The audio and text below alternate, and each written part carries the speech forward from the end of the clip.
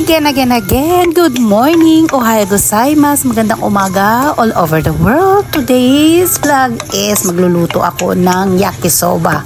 Ito yung paborito ng mga kabataan, kahit matatanda at kahit ako, syempre. O, diba? So, ayan siya. Mura lang to, mabibili nyo lang to ng almost 200 yen lang. Kulang-kulang 300 kasi tumaas nga siya. Pero dati mura lang to. So, wag na natin pag-usapan yung pagtaas niya. At pag-usapan natin yung niluluto ko. So, ayan, yung powder.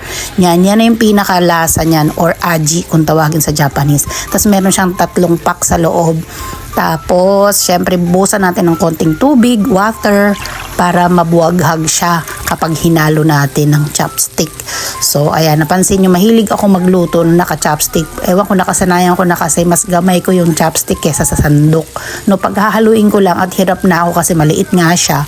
So, ang ginagamit ko na yung sandok. Pero pagka yung mga paghalo-halo ng mga ricado at mga ganito is chopstick po yung ginagamit ko. So, ayan na siya, nahalo na natin.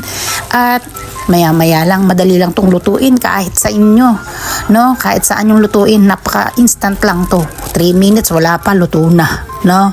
Ayan, nalagyan natin ng powder. Pagtapos natin lagyan ng powder, yan yung 3, yan yung pinakalasa niya. Pagkakulang, meron naman na ilalagay na yakisoba sauce.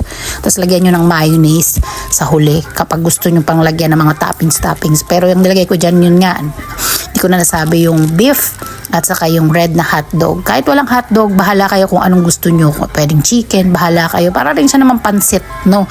Kung ano yung gusto nyo. Pero mas kasi popular sa Japan yung nilalagay yung hotdogs and pork.